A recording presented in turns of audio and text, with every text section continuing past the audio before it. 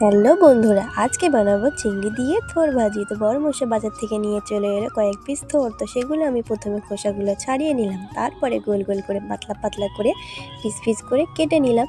দেখো কত সুতো সুতো মতো উঠছে। তো ওগুলো হাতের আঙুল দিয়ে ভালো করে ছাড়িয়ে নিলাম, তারপরে জলের মধ্যে ভিজিয়ে রাখলাম কিছুক্ষণ, তারপরে কুচিয়ে নিয়ে ভালো পরিষ্কার জল দিয়ে আবারও ধুয়ে নিলাম।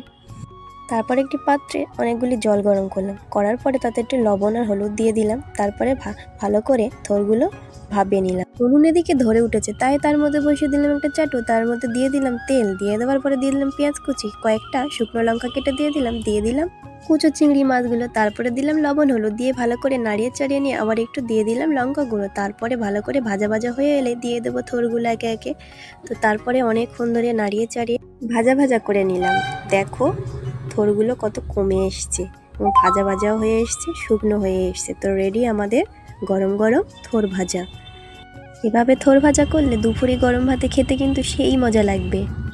রান্নাবান্না করার সময় আমার পুচু সোনাটাকে হাতে ফোন ধরিয়ে দেই ভিডিও করার জন্য, তাই ও খেলাধুলো করার আর সময় পায় না, তাই ভিডিও শেষেও একটু খেলাধুলো করছে। ও যতক্ষণে খেলা করছে সবাই ততক্ষণে ভালো থাকবেন। দেখা হচ্ছে পরের ভিডিওতে। ভিডিওটি ভালো লাগলে একটি লাইক করে দিও। ভিডিও শেষে চ্যানেলটিতে সাবস্ক্রাইব হবে তো।